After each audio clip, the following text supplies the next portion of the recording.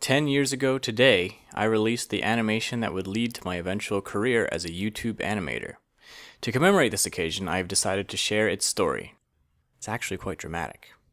In 2005, I entered my junior year of high school, and for the first time I was homeschooled through an online distance education program. Until that point, the 5 people in my family shared one computer, giving me limited access. But since I was enrolled in this online school, the school provided me with a laptop, my first laptop ever. This gave me the freedom to experiment with animation as much as I wanted. Back when I was 11, I had a phase where I experimented with pixel animations, but when I found out about a versatile animation program called Macromedia Flash, I had to get back into it. I discovered a website where I could submit my animations to, called Newgrounds. The amazing thing about this website is that all animations go directly to the front page and get reviewed by anyone who visits to determine if it deserves to stay on the front page. The first full-length Flash animation that I made was called Pink Army, and involved an orange stick figure fighting an army of pink stick figures. I posted it on Newgrounds, and it did alright. It didn't get a bad score, which I was happy about, so I claimed my victory and moved on. One day, I got inspiration to make a short animation about a stick figure that fights with its creator in the animation program itself. How did I get this idea? I can actually attribute many sources of inspiration to this idea. Being a longtime fan of Looney Tunes, the animated short Duck Amuck really appealed to me, as well as the story of Harold and the Purple Crayon. I had also seen some Flash animations and games online that gave me the final spark to come up with the idea. It took me about 3 months to finish, and on Saturday, June 3rd, 2006, I uploaded it to newgrounds.com, excited to see how it would do. The next morning, I discovered that I had gotten second place for the whole day. I was so excited. I thought that was the end of it, but it was only the beginning. I started getting all kinds of messages on AOL Instant Messenger from website owners that wanted to host my animation on their website. I also got emails, lots of emails. One guy offered to pay me $75 to host my animation on their site as long as I sign a contract to give them exclusive rights to the animation.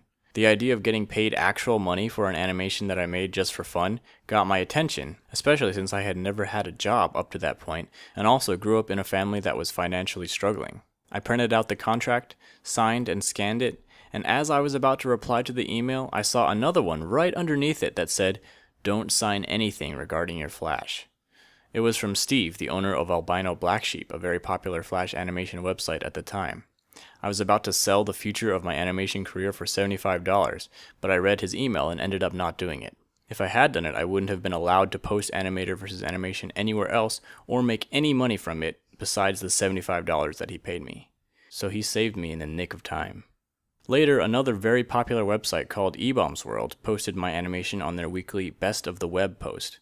eBaum's World was infamous for taking images and videos from the internet without permission and stamping "Hosted on eBaum's World" in the corner of each image or video at the cost of content creators. Many people, including Steve, saw my animation as the perfect way to fight back against eBaum's World, using my animation as evidence in a legal campaign against them. eBaum's World found out about this and started messaging me. At the time, my main concern was getting paid for my work and keeping rights to my animation, so when eBaum's World offered me $250 to pay me for my animation, I took it. Then they pressured me into giving them a short testimonial to restore their tainted image. That set the whole thing on fire, and Steve felt very betrayed by me. Looking at the instant messenger conversations with eBaum's from back then makes me cringe. I was basically a puppy, and they were leading me with puppy treats. They entered me into their monthly contest and told me that I'd won and would receive $1,000, but if I still wanted them to pull my animation off the website, I wouldn't receive any of it. They even offered to make me my own website. But after talking to Steve, I decided to give them back the $250 and officially asked them to remove the animation and the testimonial. You can find the details of this on the Wikipedia page of eBaum's World. It's currently the only place that I exist on Wikipedia. A guy named FaZe Blue created dramatizations of the whole thing on a website called You're the Man Now Dog, and they're very entertaining to watch. It's funny that he assumed that I looked like Mr. Rogers. You can find links to those in the description. The story doesn't end there, although most of the drama is over. All of this happened before YouTube became a mainstream video platform. Animator vs. Animation was exploding all over the internet, and there was no main website where it existed. I was getting a ton of attention, but not getting paid for any of it.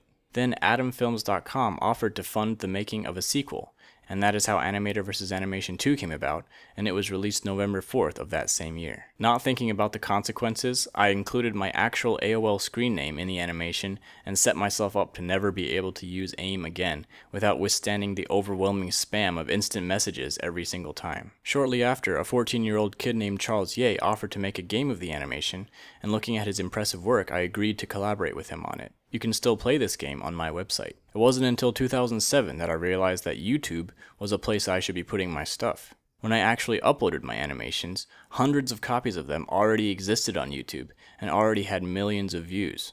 It was nearly impossible for me to compete with them, since they were always on the top of the search results. But as I came to learn that I could report copyright infringements, I knocked off videos one by one until I was at the top of the search results. But that took a few years. Then, pushed by countless requests for number 3, I gave in and made an animation to be the epic finale to the trilogy, concluding with a violent explosion and a blue screen of death.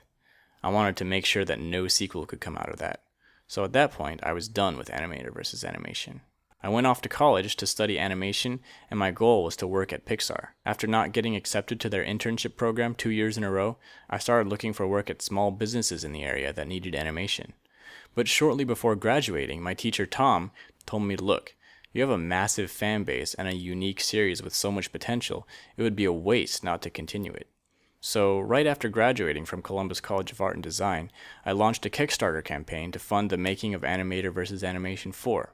When I started that campaign, I had about 12,000 subscribers, but shortly after releasing the finished animation, it grew to 100,000 subscribers, which gave me a huge boost of inspiration to keep going. So then I made Animation vs. Minecraft, and within a month it grew to 1 million subscribers. And here we are today, with the subscriber count at nearly 2 million. So thank you so much to everyone who's been following my animations so far. I know many of you have been following me from the very beginning. So I'd especially like to thank Steve Lerner of albinoblacksheep.com for saving my animation career in the last second, as well as Tom Richner for giving me the push I needed to grow this channel to what it is today. I've provided links to their sites in the description. Props to you if you watched the whole video. If you haven't yet, be sure to like my Facebook page, since that's where I post frequent updates, and also check out my Patreon page if you'd like to become a patron. And if you haven't checked out my other channels yet, I have a tutorial channel where I teach animation, as well as a Minecraft channel. So thanks for watching, and here's to the next 10 years.